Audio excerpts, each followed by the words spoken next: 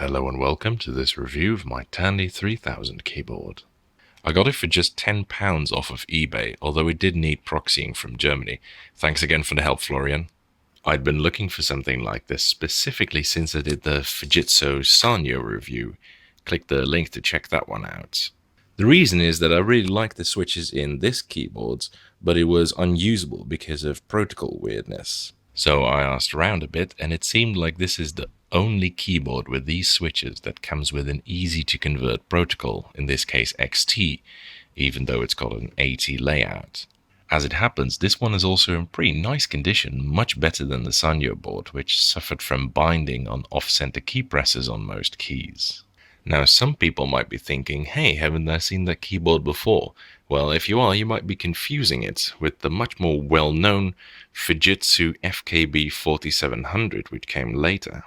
Both keyboards were made by Fujitsu, and the FKB 4700 is more or less a successor of this Tandy keyboard.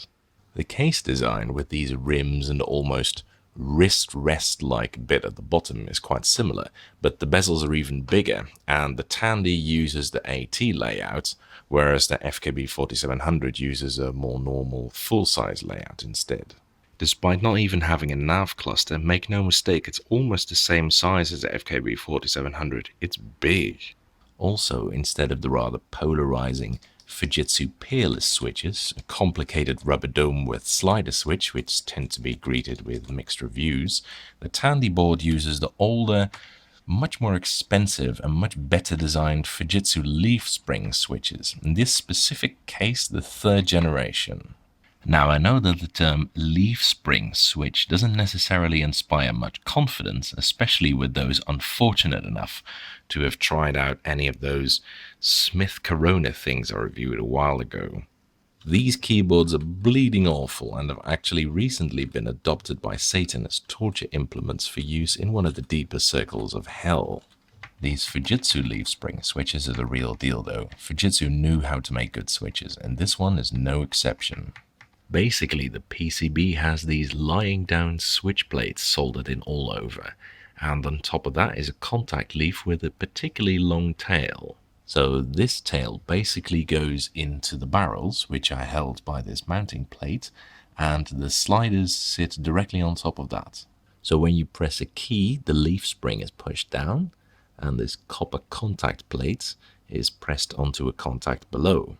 The result is an incredibly smooth key feel, so smooth that it will rival or even surpass that of contactless switches. It's simply gorgeous.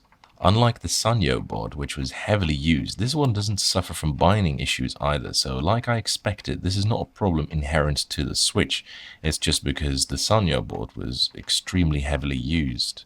Now, because this is an XT board, I actually had the pleasure of using this for a week, and boy does it deliver. They actuate at slightly over 2mm out of 4mm depth, so roughly the same travel characteristics as Cherry MX, but they actuate at as little as 40 grams and bottom out at 70, which means that they're both lighter and stiffer than Cherry MX Red at the same time. Now, generally, it's pretty easy to accidentally actuate light switches, but strangely, possibly because of the deeper actuation travel, this didn't happen anywhere nearly as often as I thought it would.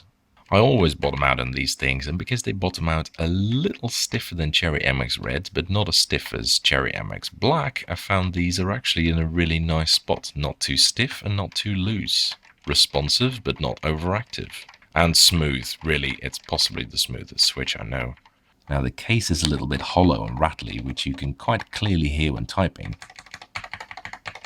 But the density and weight of the slider, as well as their thick keycaps, give the switches a really full sound anyway. This must be one of the best linear switches I know. It's genuinely got it all. Moving on to the build quality, like I said, the case feels hollow and rattly and not as well held together as the FKB 4700. Here, listen to this. And you can definitely hear that when typing as well. In fact, it weighs just under 1.4 kilos, more than half a kilo less than the FKB 4700, despite being almost the same size. Now, the FKB4700 is pretty much a portable monolith, and I think this might indeed be the first time I've seen a keyboard feel so much tougher and better built than its own predecessor. I mean, the build quality is really not bad, but we are talking 1986 here, you know, and that means it was built the same year as this. And if you've seen the review on this, you know which one would win that duel, or any duel really. The cable is massive though, it doesn't feel like that's going to go anytime soon. Also, as you can tell from the diodes all over the PCB, the keyboard's got full N-key rollover. The layout is what's known as the AT layout, basically the standard layout before the Model M came along, with F keys on the left, Control here, tiny backspace, big ass enter, escape on the numpad, and no nav cluster. The layout's a bit weird at first, but trust me, when you use it for a while, you really get used to it. It's not that big a deal. One problem with this one is that it's the German model, and normally that's not the end of the world, but combined with the AT layout, I find it quite disruptive in this particular case, for one specific reason. See, normally you have plus and minus here at the end, just before backspace, and then the left and right bracket keys on 9 and 0 before that. But on this model, because of the small backspace, there's an extra key here, and the plus and minus keys are these two, but because it's German, it doesn't note it on them, so it's quite confusing. Also, the bracket keys are shown on different keys than they actually are. They're shown on 8 and 9, whereas they're actually at 9 and 0. So basically, this whole cluster here is one very confusing clusterfuck.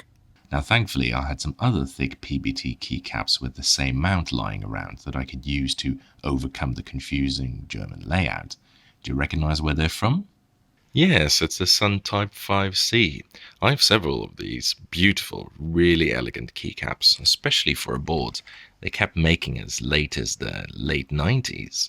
Now, when I did the review on this board, I was already wondering how they could afford to make such lovely high-quality keycaps, especially for rubber dome keyboards, but now I seem to have found where they came from. They just repurposed the tooling that they used to make the caps on this keyboard.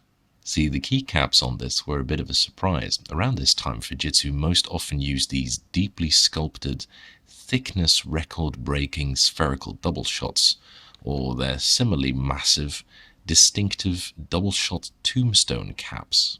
But no, these ones are really thick PBT with die-sublimed legends instead. Between these three types of keycaps, it should be obvious that Fujitsu made some of the best keycaps ever. Anyway, the legends are very sharp, and the thickness of the caps contribute to that deep typing sound on this keyboard. Nice. The lock keys, which have integrated LEDs, have little green windows, which are double-shot rather excessively thickly into the keycaps, by the way, especially the caps lock key, which is almost ridiculous. Those caps are ABS with rimless pad printing for the lettering, but they really don't look all that different from the other caps at a glance, which is pretty impressive. So overall, this keyboard is just great. Apart from the rattly case, I'm finding it very hard to come up with a negative here. I could just type on this all day. Gaming is a bit confusing with so few modifiers around here and their unusual positions, but the switches themselves actually lend themselves fantastically to gaming as well. That's it for this review. I hope you enjoyed it. Thank you for watching. And following is a typing demonstration of me typing on this keyboard.